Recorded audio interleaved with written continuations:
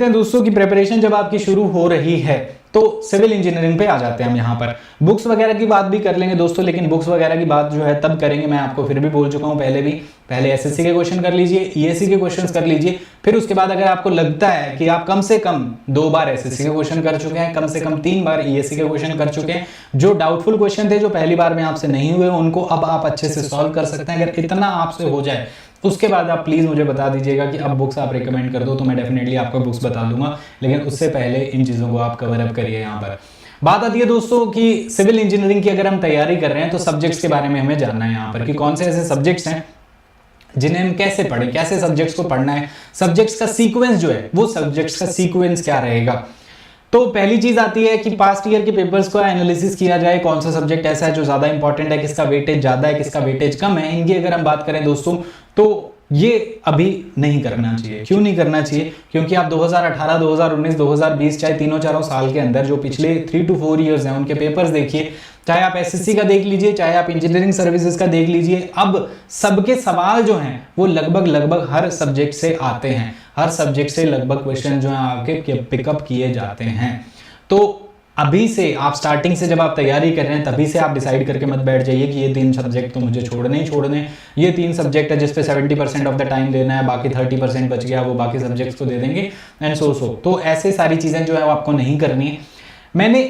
एक आपको यहाँ पर सीक्वेंस प्रोवाइड कर रखा है, यहाँ पर आप देख सकते हैं, लेकिन ये हार्ड एंड फास्ट रूल नहीं है, आपका अपना तरीका अलग हो सकता है, बिल्कुल बेस्ड ऑन द एक्सपीरियंस कि क्या चीजें ज्यादा सूटेबल रहती हैं बच्चों को, जो प्रॉब्लम आती है, जो अक्सर जो हमें फीडबैक्स मिलते हैं उनके अकॉर्डिंग अगर हम देखें दोस्तों तो ये आपको यहाँ पर एक सीक्वेंस दिखाई दे रखा है। आप इसको फॉलो करना चाहें आप इसे फॉलो कर लीजिए, आपको अपना कोई खुद का ज्यादा सूट करता है वो आप फॉलो कर सकते हैं। तो दोस्तों यहाँ पे आपको सब्जेक्ट्स दिखाई दे रहे हैं, बिल्डिंग मटेरियल्स और हाइड्रोलिक्स। मैंने एक सब्जेक्ट लेफ्ट साइड में, राइट साइड में एक सब्जेक्ट जो है वो थ्योरेटिकल है या फिर जिनमें न्यूमेरिकल पोर्शन जो है वो बहुत कम है, और दूसरा पोर्शन जिसमें न्यूमेरिकल पोर्शन, डेरिवेशंस हो गई, या फिर आप ये कह लीजिए कि ब्रेन की जो एक्सरसाइज है वो अच्छी खासी होती है, क्योंकि कॉन्सेप्ट के साथ न्यूमेरिकल भी और क्वेश्चंस भी आपसे पूछे जाते हैं वहां पर। तो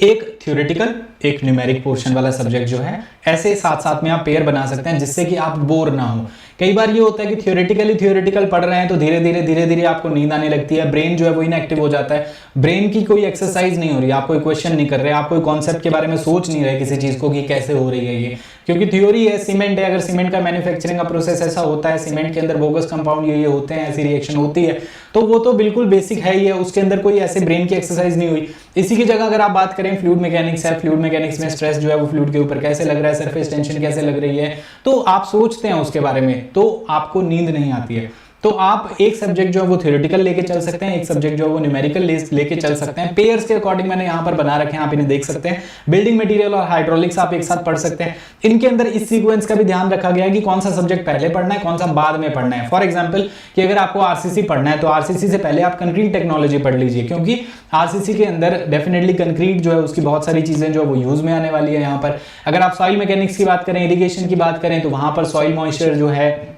रिलेशनशिप दोनों के अंदर ही आएंगे, तो दोनों में कहीं ना कहीं चीजें जो है वो कुछ रिलेट जो है वो हो सकती हैं यहाँ पर। तो इनको आप बिल्डिंग मटेरियल्स और हाइड्रोलिक्स जो है इनको साथ में पढ़ सकते हैं। अगर आपने हाइड्रोलिक्स पहले पढ़ लिया तो एनवायरमेंट इंजीनियरिंग में आगे जाके आप जब सीवर्स के डिजाइन की आप बात करेंगे या वाटर जो है वो सप्लाई हो रहा है उसकी बात करेंगे वहां पर, तो कहीं ना कहीं उसके प्रिंसिपल जो है वो यूज में आ जाएंगे। तो बिल्डिंग मटेरियल्स, हाइड्रोलिक्स आप साथ में पढ़ सकते हैं, सर्वेइंग, स्ट्रेंथ ऑफ मटेरियल आप पढ़ सकते हैं साथ में।